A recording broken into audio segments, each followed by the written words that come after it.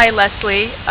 You are the author of various books, including the Cairo Family Guide, first published by the AUC Press in 2000. The new revised edition will be out this month. Now, my first question would be, how did the idea initially come about to do such a book, a family guide on Cairo?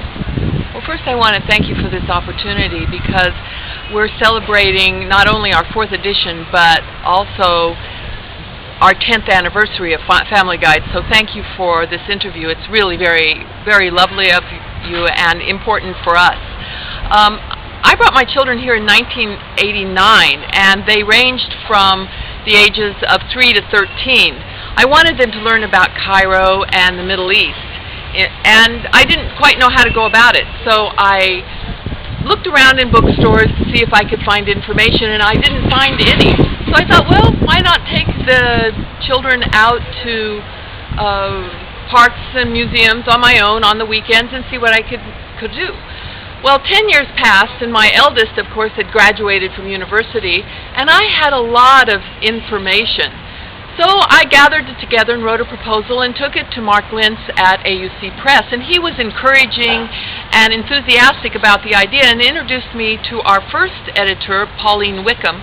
And as we looked over all the material, we realized that it would make such an interesting publication or book to bring in experts in their field. So I asked my best friend, Dr. Lesley Lababidi, who is an Egyptologist, if she would contribute in anything to do with ancient Egypt, archaeology, and she wrote a wonderful chapter on the Citadel.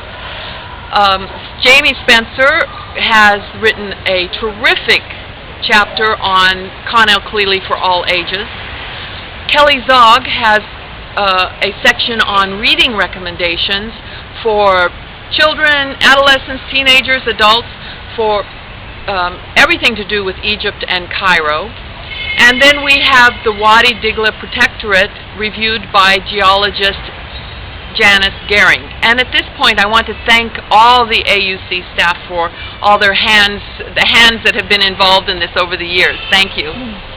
Now, you recommend some very interesting places like the Egyptian Geology Museum and the Andalusia Gardens, or even a place like the National Archives of Egyptian Folklore, folk traditions. How did you first hear or find out about these places? Well, at the time I came, there was a publication called Cairo Today, and they had a list of museums, a small list, and so I started there. And by the way, you might be interested to know that there are over 50 museums in Cairo itself, and Family Guide reviews every single one for age appropriateness. But of course, the gardens were easier, because every time I saw something green, I would stop by. And I loved taking my children on a Friday morning so that they could ride their tricycles or we'd have a picnic. And then the National Archives is a wonderful example of how Family Guide is put together, because we always personally go to every entry. We don't depend on the magazines or the internet. And I was on my way to visit Nadim Factory, which is specialized in traditional wooden crafts. And there I met Dr. Nawal Misri, and she took me to the National Archives. And that's one beautiful way Family Guide is put together. One thing leads to another.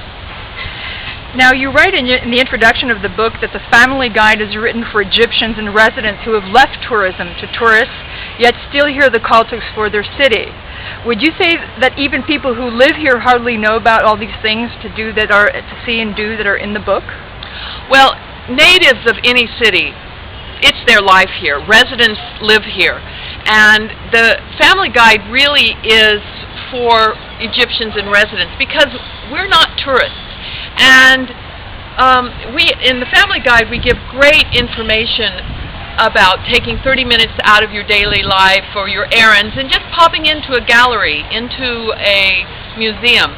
Because Cairenes are like Parisians. Parisians maybe haven't visited the top of the Eiffel Tower, or New Yorkers haven't gone into the Empire State Building. So that's what the essentialness of Family Guide is, to get people out to see their city.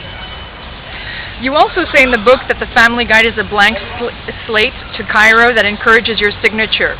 You say make it your own. So are there many different ways to see and explore Cairo? Oh, sure, because, you know, about every civilization has marched through Cairo. Pick a civilization. It's almost like a game show. And I think that if you have any interest in culture and history, you're going to find it here. Cairo really is an open museum. But besides that, there are galleries and events and sporting events. And the music and art scene is just tremendous here. So whatever interest you have, then you'll certainly find it here, and Cairo will respond to you. Now you say, one of my questions that I find particularly interesting is, what would you consider to be the key ingredient to making a family outing a pleasant or successful experience, shall we say? Well, you know, that's a great question. I really have always had 3 words for that, and if you follow these 3 words, you're going to have a great time. Explore, listen, and laugh. Laugh at what, for example? I mean, there's always fun things that come about in a day, and instead of complaining about it, turn it around to laugh about it. And that's so important with the family, with different age groups. What would be one of your favorite places to go or see that is listed in the guide? Well, my favorite overall place has to be the Post Office Museum, because even though it's hard to get to, the displays are delightful, and it tells how people have communicated through the ages, from ancient Egyptian times to the present. And that's what Family Guide is all about, communication. What is it that you love about Cairo? I love the contradictions and the challenges of Cairo because I love a good puzzle, and I like to figure out the systems. But more than that, what I love about Cairo and Egypt in general is that you enter into a place or a home or an office, and you enter in peace, salam, and you leave in peace, ma salama. And I love the daily wish of peace. Now, in what way would you say visiting Cairo today as opposed to 10 years, I mean, how has it changed when you first did the Family Guide, and now 10 years later for the 10th anniversary, how has Cairo changed and visiting it?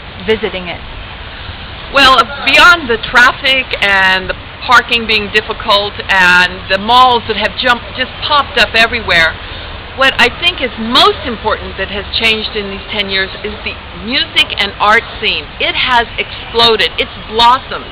Artists from all over the world come to Cairo, and Egyptian artists share and meet each other. And we have events and programs, maybe 4 or 5 a day, maybe even more, that one could visit and enjoy. And that's the beautiful thing about art and music.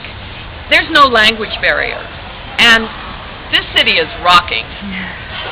Okay, Lesley Lababidi, thank you very much.